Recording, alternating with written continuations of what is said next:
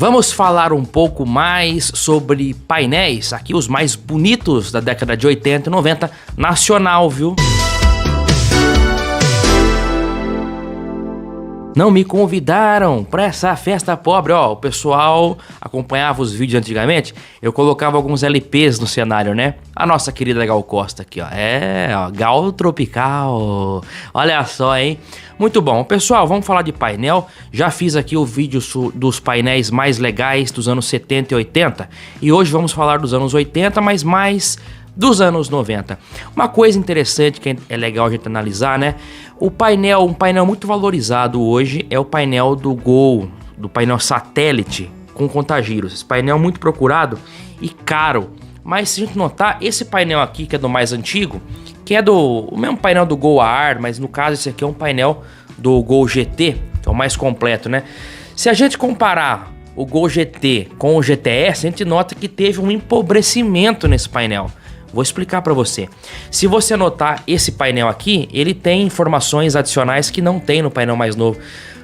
Indicador de consumo de combustível, Shift Light, que é mais? Indicador de consumo de combustível, Shift Light e tem o mapa das marchas aqui também, ó. E isso não tem no painel mais moderno. E outra coisa, o relógio que não tá aqui, ficava no console, o relógio digital do Gol GT, que inclusive contava com data, né, e cronômetro.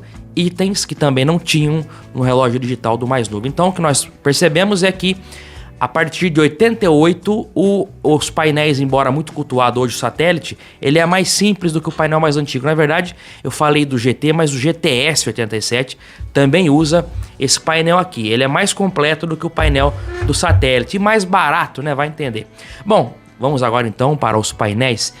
Olha, um painel muito bacana dessa época é o painel da Elba e do Prêmio CSL. No caso da Elba aí, essa versão lançada em 89, né, que chegava com esse painel mais moderno, argentino, e foi até 1993 com esse painel. Olha que painel bem completo, né? Nós temos aí o velocímetro até 200 por hora, várias luzes ao centro do painel, indicador de consumo de combustível, um econômetro ali no meio e temperatura do líquido de arrefecimento. Do lado a gente tem ainda esse check control aí que nos mostra a porta aberta, luz queimada. É bem legal esse check control tradicional da linha Fiat dessa época. Aí em 1994 chegou aquele novo painel que tinha que abriu o cinzeiro aqui em cima, né? Painel bem legal também, né?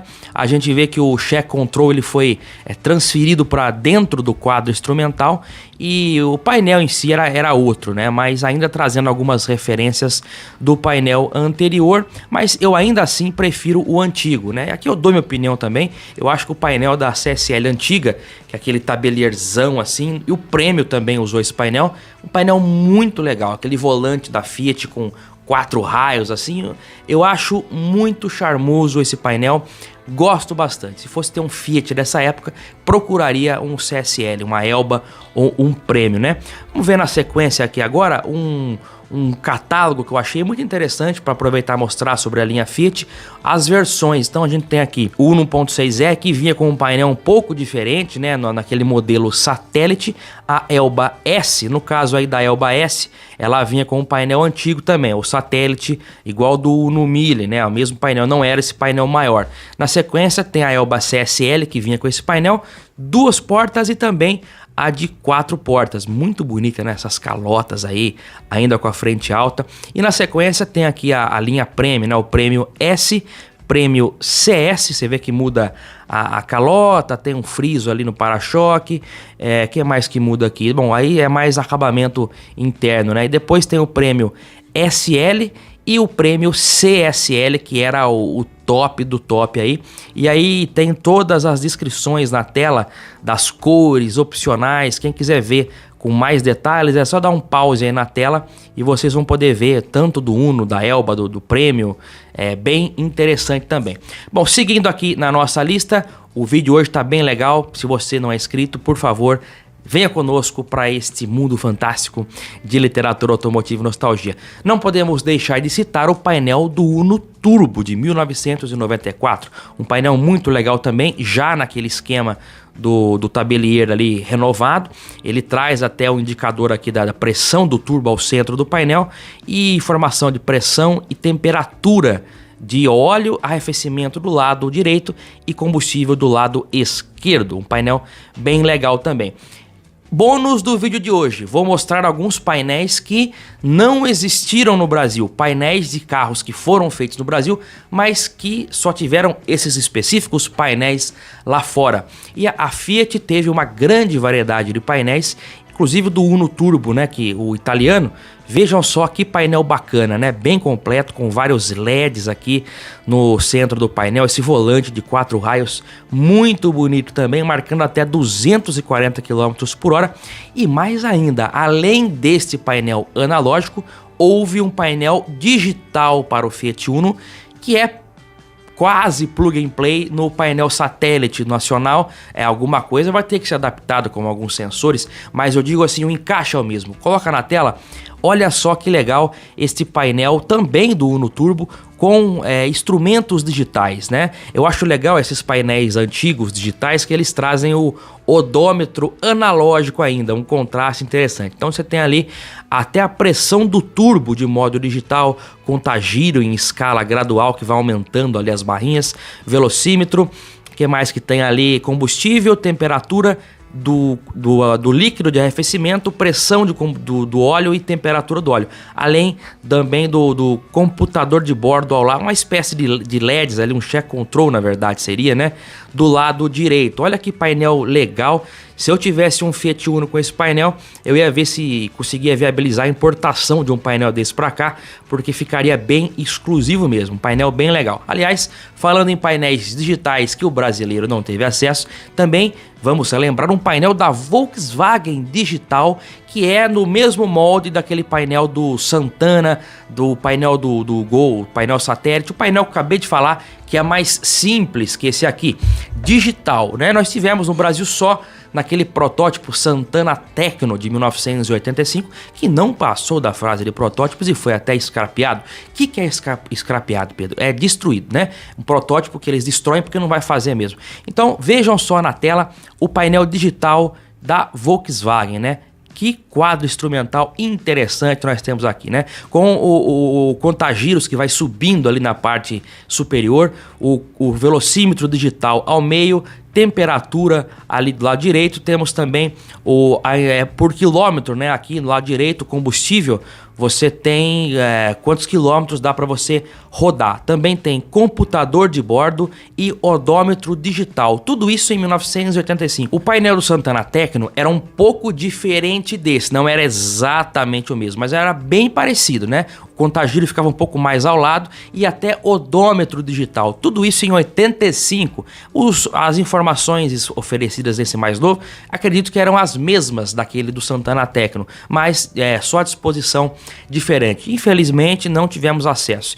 Em 85 não havia nenhum carro com painel digital e mais ainda, na verdade esse painel digital já foi usado no protótipo do Voyage Tecno de 1983, que foi apresentado no Salão do Carro a álcool. Vejam só, eles estavam tentando ali prever as tendências automotivas que estariam presentes nos carros 10 anos depois, em 93. O painel digital foi uma delas e eles acertaram, porque em 93 já haviam veículos com painel digital. Ironicamente, da Volkswagen, nenhum no Brasil, né? Tinha Chevrolet, só Chevrolet no caso aqui no Brasil. Então vamos avançar porque tem Chevrolet nessa lista também, mas esse painel da Volkswagen digital é muito legal. A importação dele é difícil, né? Difícil de a gente ter acesso a isso daí, mas se tivesse uma oferta maior desse tipo de painel, com certeza os entusiastas de veículos Volkswagen usariam este quadro instrumental digital. Vamos agora de Cadete. Cadete, lançado em 1989, era um carro muito moderno para o seu tempo, um CX bacana, design bem fluido, né? A versão esportiva GS trazia um painel esportivo, mas ainda com instrumentos analógicos. Notem que o instrumental é o mesmo painel do Chevrolet Monza, porém com o acetato, né? O acetato, para quem não sabe, é essa chapinha que tá parafusada, tá vendo 2 parafusos ali ao lado do ponteiro? Isso aí é o acetato, né? Eles mudavam o acetato, mas o mecanismo era o mesmo. E mudava a luz também, esse painel era vermelho, mas trazia aquele charme do painel do Monza. Eu gosto muito do painel do Monza, acho um dos mais bonitos da década de 80, acho que só não ganha do Del Rey. O Del Rey realmente dispensa comentários e foi até unânime nos comentários do vídeo anterior. O painel do Del Rey acho que poderia até ser eleito como o painel mais bonito da década de 80. Tivemos também o do Alfa Romeo 2300, muito legal também, mas acho que ainda assim o do Del Rey consegue ser melhor. Bom, o Cadete ganhou injeção eletrônica e virou de GS, virou GSI. E aí sim, o GSI tinha o painel digital. O GS já trazia um recurso legal que era o Check Control e o computador de bordo, que ficavam ao lado direito ali. Então você tinha no centro do tabuleiro o computador de bordo, que era o mesmo usado no Monza, e o Check Control mais acima ali, bem legal também. Mas aí chegou com o GSI, o painel digital. Vejam que interessante, muito legal esse painel, que era o mesmo do Monza. O Monza foi, acho que, o primeiro automóvel com painel digital, o Monza Classic, né?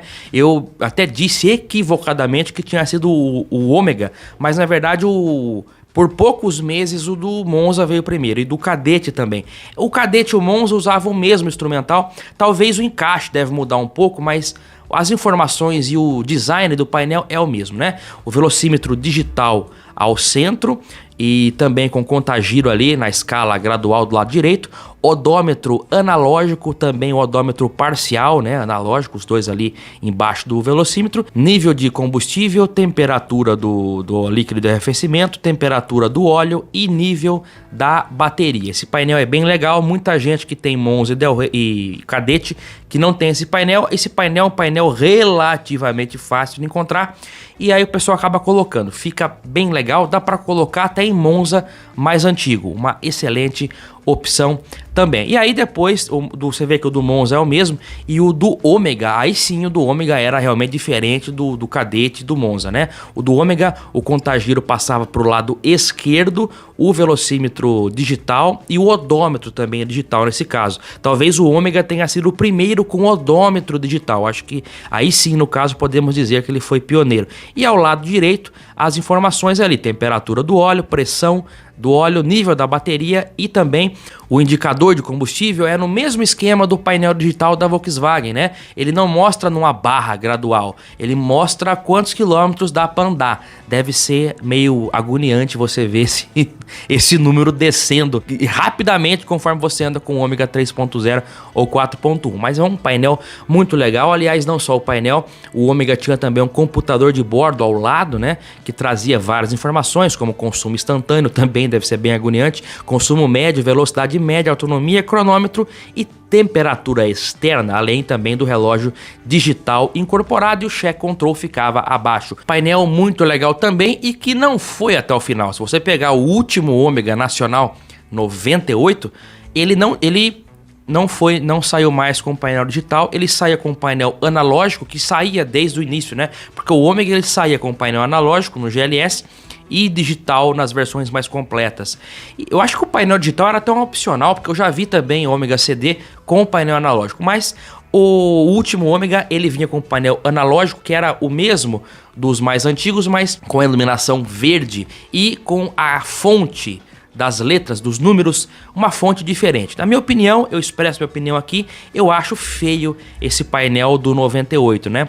Ele traz uma fonte aí meio clássica, estilo Times New Roman, e a iluminação verde. Eu particularmente não gosto, mas ele marca aí o fim do Ômega nacional, que depois teve o Holden Commodore, que foi vendido aqui no Brasil como Ômega, mas na verdade não era de fato um Ômega como era o fabricado de 92 a 98. Agora vamos falar de Fiat Tempra. Olha, eu gosto bastante também do Tempra, mas o painel do Tempra, muito bonito, teve dois painéis, na verdade o tabelier, né, ele mudou, teve aquele primeiro mais quadrado, depois passou para um mais com formas arredondadas. O quadro instrumental era bonito, né? Honesto, mas não tinha nada de muito além. Um painel mais comum. O que era legal mesmo era o painel da Tempra SW, que era importada da Itália, né? Então esse veículo, por ser importado, ele trazia o painel digital que não tivemos no Brasil e um painel muito bacana. Vamos ver, um painel com 2 andares, velocímetro, odômetro digital em cima, combustível e temperatura embaixo, as luzes, né? As luzes espias e também o contagiro. Depois, do lado direito, temos um econômetro, relógio e o check control, sem falar também no ar-condicionado digital. Vou falar uma coisa para você, na minha opinião, na minha honesta opinião, o painel da Tempra SW é o mais bonito da década de 90, mais bonito do que os Chevrolets e qualquer outro. O painel da Tempra perua é muito bonito, na minha opinião. E também um outro painel bem legal, que eu acho até mais bonito do que o do Tempra, é o painel do Tipo, né? Eu não acho o Tipo tão bonito, eu até prefiro o Tempra externamente, mas o interior, o painel do Fiat Tipo, bem legal também, né? A gente vê que ele tinha também um esquema de 2 andares pro lado direito. Você tem ao centro ali velocímetro, contagiro e combustível. E ao lado, temperatura do arrefecimento, pressão do óleo, temperatura do óleo. Olha que interessante isso, né? Relógio analógico de horas e o check control, computador de bordo em cima. Muito bacana o painel do Fiat Tipo. E o que poucas pessoas sabem é que o Tipo saiu também com o painel digital, não no Brasil. Lá na Itália teve algumas versões do Tipo italiano que vinham com o painel digital no mesmo esquema do painel da Tempra perua, mas no Brasil o Tipo só saiu com o painel analógico mesmo, que também era um painel bem interessante, né? Vamos seguindo agora, um painel muito legal também é o painel do Gol Bola GTI, que era completamente diferente dos painéis das outras versões, lançado em 1995, na verdade no final de 94. O painel do GTI, ele trazia um fundo branco, velocímetro até 240 km por hora e um item muito interessante que não havia nos outros, e na verdade não havia em nenhum Volkswagen nacional nessa época, que era o computador de bordo, né? No Santana não tinha isso daí, nenhum carro da Volkswagen tinha nessa época, a não ser o Passat V6 importado. Ele tinha, mas como eu disse, o vídeo aqui busca falar dos carros nacionais, só o Gol GTI tinha o computador de bordo, que também depois foi oferecido na Paraty GLSI e Paraty GTI. Ele ficava do lado esquerdo, embaixo do contagiros, e trazia várias informações, até o odômetro parcial ficava incorporado ali, que se você notar, o odômetro analógico só total ficava no meio do quadro instrumental. Olha, o painel do Escort R3 93... quando teve aquela mudança, também é bem legal, mas como eu já disse também sobre o painel do Tempra, um painel mais comum, sem nada muito a acrescentar. O que eu acho legal do painel do Escort XR3 não é nem muito o painel, mas o sistema de som. Ele tem aquele rádio original FIC Ford com equalizador digital, 2 andares, muito bacana. Item que acompanhou também, porque é autolatina, né? O Logos e acho que o Pointer também teve esse rádio original da marca, tanto Ford quanto Volkswagen, e o embaixo o equalizador digital. Esse equalizador aí, o pessoal pede uma fortuna nesses rádios, nesses aparelhos, mas é bem bacana mesmo, né? Aquele equalizador embaixo, um charme mesmo.